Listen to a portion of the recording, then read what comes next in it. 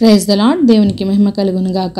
ప్రతిరోజు క్రమం తప్పక వాగ్దానాన్ని వీక్షిస్తున్న ప్రతి ఒక్కరికి యేసయ్య నామంలో ప్రత్యేక వందనములు. సబ్స్క్రైబ్ చేసుకొని అనేక మందికి షేర్ చేసి దేవుని మాటల ద్వారా బలపరచండి.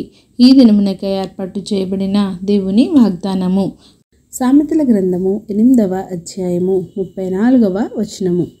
అనుదినము నా గడప యొద్ద కనిపెట్టుకొని నా ద్వార బంధముల యొద్ద కాచుకొని నా ఉపదేశము వినువారు ధన్యులు. Blessed is the man that heareth me, watching daily at my gates, waiting at the posts of my doors. నిజమే, దేవుని మాటలు వినుటకు ఆయన గుమ్మము దగ్గర కాచుకొని ఆశ్చర్యమైన సంగతులను చూచినట్లు నా కన్నులు తెరువుము అని ఆశతో కనిపెట్టువారు ధన్యులు.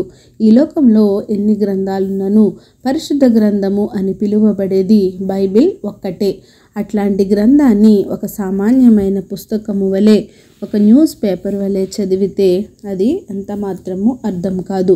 ఈ లోకంలో ఎంత విద్యను అభ్యసించినా, ఎన్ని డిగ్రీలు తీసుకున్నా, ఎన్ని పట్టాలు పుచ్చుకున్నా ఆ జ్ఞానం పరిశుద్ధ గ్రంథాన్ని అర్థం చేసుకోవటానికి ఏ మాత్రమును సరిపోదు.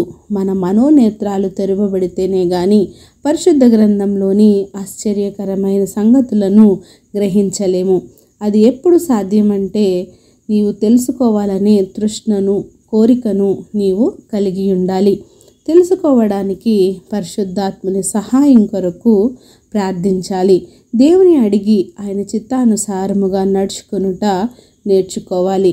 దేవుని సహాయముతో మనోనేత్రాలు తెరవబడి ఆశ్చర్యకరమైన గూఢమైన సంగతులను నీవు తెలుసుకోగలవు, వాటిని అర్థం చేసుకోగలవు.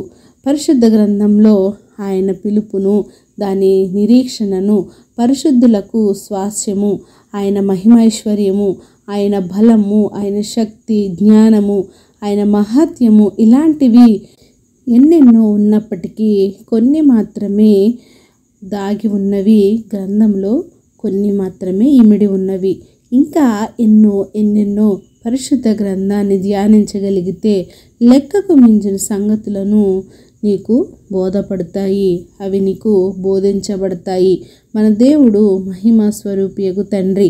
తన్ను తెలుసుకొనుట యందు మనకు జ్ఞానమును, ప్రత్యక్షతయును గల మనస్సును దేవుడే అనుగ్రహించును. ప్రార్థన యందు దేవునికి మనం విజ్ఞాపన చేసేడి వారముగా ఉందుముగాక. ఆమేన్. చిన్ని ప్రార్థన.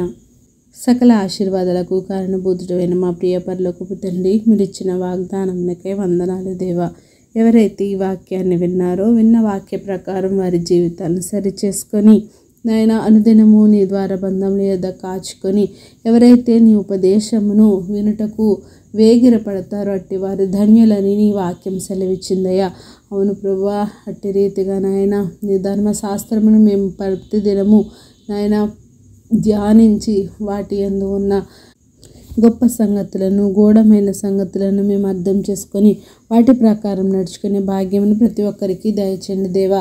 ప్రార్థన అవసరత కోరిన ప్రతి ఒక్క బిడ్డని సమయంలో జ్ఞాపకం చేసుకోండి. వారి అవసరతలను, అక్కరతలను సమయానుకూలంగా తీర్చి సమస్త ఘనత, మహిమ, ప్రభావం మీరే ఆరోపించుకుంటారని యేసుక్రీస్తు పరిశుద్ధ నామమున ప్రార్థించి అడిగి వేడుకొంచున్నాను మా తండ్రి. ఆమేన్. God bless you all.